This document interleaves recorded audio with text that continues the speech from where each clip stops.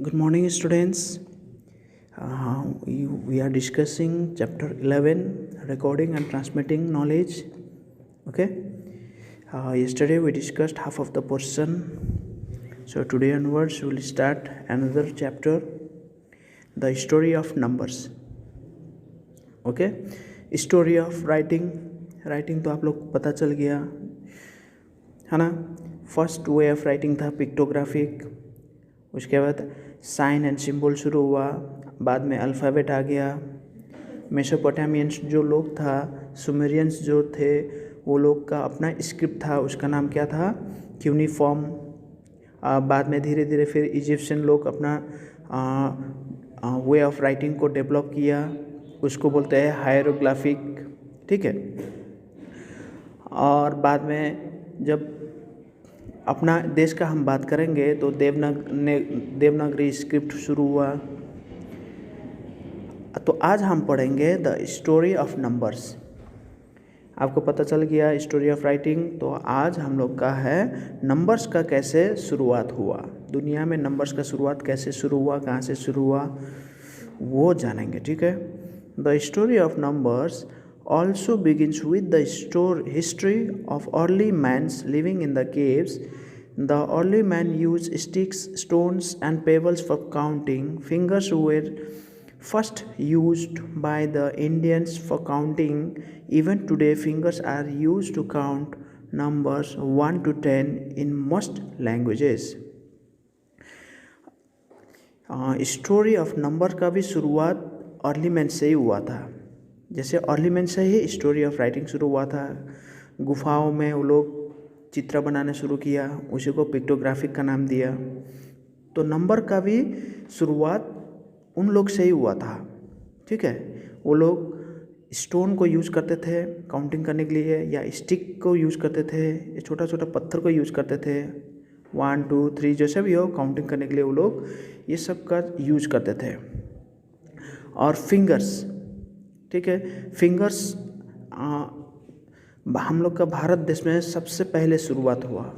Even आज का ज़माने में भी बहुत सारा बच्चे या कोई भी हो काउंटिंग के लिए फिंगर्स का इस्तेमाल करते हैं.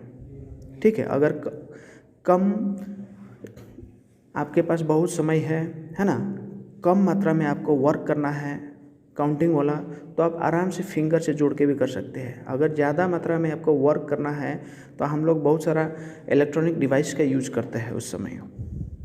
लेकिन छोटे छोटे बच्चे इलेक्ट्रॉनिक डिवाइसेस अभी नहीं समझते हैं, तो वो लोग क्या करते हैं, अपना फिंगर को यूज़ करते हैं, जो यूजुअली हैंड्स फिंगर को यूज़ करते हैं. कोई कोई बच्चा हैंड्स फिंगर को काउंट करते करते अगर कम हो रहा है तो टोस भी ले लेते हैं. ठीक है. पैर वाला फिंगर भी जोड़ लेते हैं, क्योंकि इस तरह भी हम लोग अपना हिसाब काउंट कर सकते हैं. The Romans use 7 letters of their alphabet to write numbers. तो रोमन्स लोग 7 letters यूज करते हैं. ठीक है. Alphabet to their numbers. जैसे this numbers MDCL XV and I. These are the 7 letters. MDCL XV and I. Do you know the what X or V and I represent? This the number system we use today called the Arabic system. इसी system को क्या बोलते हैं, Arabic system, जो आज तक हम लोग यूज़ करते आ रहे हैं.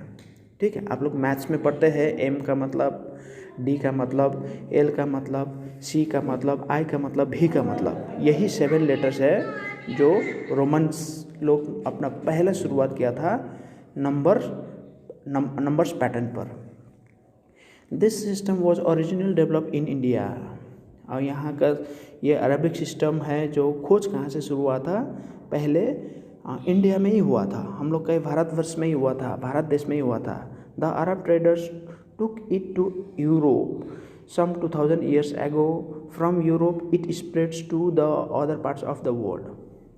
अब ये जो अरबिक सिस्टम है ये मेरा ओरिजिनली डेवलप इंडिया में ही हुआ था. पहला शुरुआत कहाँ से हुआ था, इसी भारत देश में ही हुआ था. जब वो अरब ट्रेडर्स यानी कि जो व्यापार करने वाला होता है, ठीक है, बाहर कंट्री से, अरब कंट्री से आता है, वही लोग क्या किया, यूरोपियन कंट्रीज़ में फैला दिया, ठीक है। यानी कि शुरू हो गया Europe, it spread to the other parts of the world. मतलब ये शुरुआत फिर धीरे धीरे कहाँ से शुरू होने लगा, यूरोप से शुरू होने लगा। लेकिन वो लोग यहाँ तो व्यापार करने आए थे, लेकिन इसी नंबर सिस्टम को वो लोग और मॉडिफाई करके स्प्रेड किया पूरे दुनिया में, आज से 2000 साल पहले। The people of Arab still call this numbers हिंदुसा। अभी भी वहाँ अरबियन पीपल्स इसी नंबर्स को क्या नाम से बुलाते हैं, हिंसा, HINDSA, which means of India. हिंसा मतलब इंडिया, वहाँ का अरबियन लैंग्वेज में हिंसा का मतलब India. The special feature of the Arabic system is that it uses only 10 symbols from 0 to 9 to write any number to matter how large it is। अब किसी को पता नहीं था कि 0 से लेकर 9 तक तो मेरा नंबर आ गया, नंबर सिस्टम हो गया, लेकिन 10 का शुरुआत हम लोग का ही 0 का कॉन्सेप्ट और डेसिमल का कॉन्सेप्ट कहाँ से डिस्कवर हुआ, इंडिया से ही शुरू हुआ है, ठीक है। शायद आपको पता होगा कि 0 का कॉन्सेप्ट कौन इसको आविष्कार किया है, कौन डिस्कवर किया है। अगर पता नहीं है तो आप नेट पर सर्च कर लीजिएगा 0 का डिस्कवर कौन सा देश से हुआ था और कौन किया था, आपको पता चल जाएगा। The present international system of numerals is in fact based on the Indian system. अभी जो आप लोग मैथ्स में यूज़ करते हैं इंटरनेशनल सिस्टम न्यूमरल्स, वो मेरा बेस्ट कौन सा उसमें आता है, इंडियन सिस्टम में ही आता है। अब पढ़ लिए आप लोग story of writing, story of numbers. अब आएंगे the art of painting, okay, कि पेंटिंग का शुरुआत कैसे हुआ था। Books were originally written and compiled by hand.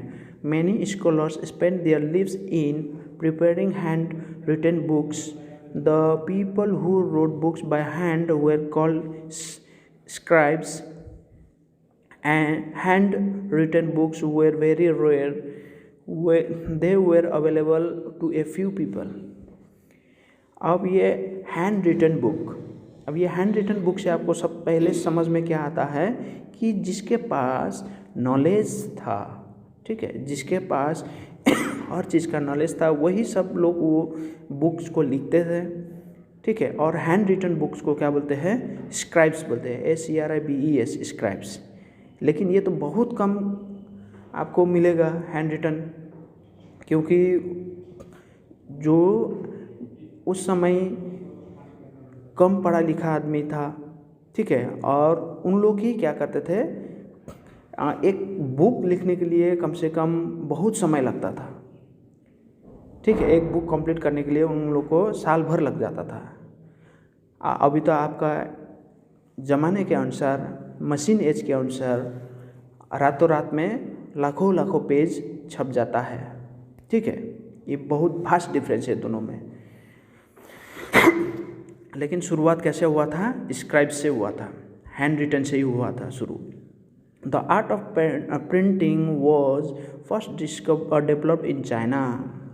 अब प्रिंटिंग डिस्कवर करने वाला मेरा पहला देश है China, but it did not become popular due to the difficult script. अब शुरुआत तो किया, लेकिन वो पॉपुलर होने के लिए मतलब पॉपुलर नहीं हो पाया, पूरे दुनिया में उसका स्क्रिप्ट पॉपुलर नहीं हो पाया, due to what, due to difficult script. क्योंकि अगर हमको चाइनीज़ और जापानीज़ का लैंग्वेज समझना है, ठीक है, तो उसके लिए हमको कम से कम 5000 मोर देन 5000 स्क्रिप्ट को जानना चाहिए। उसमें सिंबल्स है, साइन है।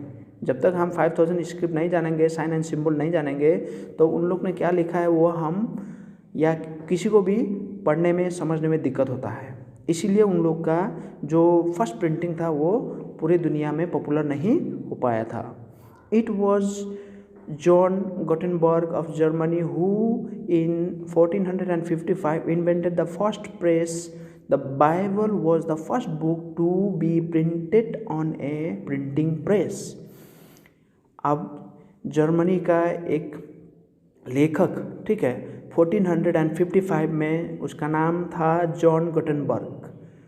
उसने एक प्रिंटिंग प्रेस डिस्कवर किया और उसी प्रेस से फर्स्ट बुक प्रिंटेड हुआ, उसका नाम था Bible.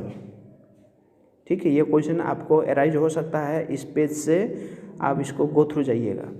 It was printed on sheepskin and not on paper as we do today. अब देखो, आप कंपेयर कीजिए, इसी में से आपको पता चल जाएगा अभी हम लोग कितना साधारण अच्छा क्वालिटी कलरफुल पेपर हम लोग अभी यूज़ करते हैं, है ना। लेकिन उस ज़माने में वो प्रिंटेड फर्स्ट बुक प्रिंटेड किस में हुआ था? शिप स्किन पर। शिप मतलब भेड़, ओके, उसका स्किन पर फर्स्ट प्रिंटेड बुक हुआ था। John Gutenberg made several small metal moulds of letter of the alphabet, they were called letter types. These letter types were put together to make words and sentence. This was called typesetting. John Gutenberg में क्या बनाया? एक छोटा छोटा ये लोहा का क्या बनाया? लेटर बनाया। ठीक है, शायद आप कहीं प्रिंटिंग प्रेस में जाते हैं तो वहाँ पर भी मिलेगा आपको छोटा छोटा लेटर या नंबर्स, ये सब उस मेटल पर लिखा हुआ रहता है। ठीक है, वो मेटल पे कोई भी चीज़ अगर हम लिक्विड चीज़ लगा देते हैं कलरफुल, उसके बाद हम प्रेस करते हैं। अब एज मान के चले स्टैम्प देखे होंगे, अगर कोई भी स्टैम्प में जैसा हम लोग चाहते हैं वैसा कलर लगा सकते हैं, ब्लू, रेड, येलो, और उसके बाद हमको सिर्फ प्रेस ही करना है और जो स्टैम्प में लिखा रहेगा वो वहाँ पर छप जाएगा। इसी तरह जॉन गुटेनबर्ग में छोटा छोटा मेटल का मोल्ड्स बनाया और उसी को बोलते हैं लेटर टाइप्स। और जब वो वर्ड्स टाइप होने लगता था तो हम लोग उसको क्या नाम से जानते हैं? Type setting words. Then ink was applied. उसके बाद से इंक शुरू हो गया to the type set letter and they were pressed by hand on the paper to get the impression of the letter. Once a book was printed, the typeset pages were taken out and used to print another book. अभी तो आपको पता है कि ink, कोई भी colour का ink के होता है, रेड हमने यूज करना है तो रेड होता है, येलो करना है तो येलो, ब्लू करना है तो ब्लू, कोई भी कलर का हम लोग अभी हम टाइप कर सकते हैं और रातों रात प्रिंट आउट कर सकते हैं। ठीक है, और ये मान के चलिए मैंने एक बुक रात भर में छाप ली है, ठीक है, तो ये बुक हम कभी भी चला सकते हैं। ठीक है, ये लाइफ लॉन्ग है। Gradually the quality of printing press improved, new and big machines were developed to print books quicker and at a very low cost. जैसे कि आपको बता दिए, इससे पहले चैप्टर में हम लोग पढ़े थे, we are living on a machine age. ठीक है, अब छापने के लिए, प्रिंटिंग करने के लिए अभी ऐसा ऐसा मशीन, ऐसा ऐसा टेक्निक का इस्तेमाल हुआ है जो हम लोग कम दाम में ज़्यादा बुक इस्तेमाल कर सकते हैं। ठीक है, now printing technology is so advance that thousands of books can be printed overnight. अभी तो रातों रात थाउजेंड्स ऑफ बुक्स प्रिंटेड हो जाता है। Laser is also use for printing. तो लेज़र एक प्रिंटिंग, ये भी एक डिवाइस है जिसको हम लोग प्रिंटिंग के रूप में यूज़ कर सकते हैं। A large number of newspaper are printed in a matter of hours. Thus the invention of the printing press brought about a revolution in the field of knowledge. अगर ये मेरा बिग मशीन, ये brick printing machine नहीं होता तो हमको hand written book मिलना बहुत मुश्किल होता है, ड्यू टू हाई पॉपुलेशन। इतना सारा पॉपुलेशन है और इलिटरेट पीपल है। ठीक है, बुक, हैंड रिटन वाला बुक मिलना बहुत मुश्किल हो जाता है अगर ये मेरा मशीन अभी के ज़माने में डेवलप नहीं होता तो। और जब से ये मशीन शुरू हुआ है प्रिंटिंग वाला, तो इसमें क्रांति आ गया है। एजुकेशन फील्ड में क्या आ गया है? क्रांति आ गया है। ठीक है, नॉलेज बढ़ने लगा है सबका। सो क्लास आज के लिए इतना ही। Thank you very much. Go through all lessons. ये ना बात कर लीजिए।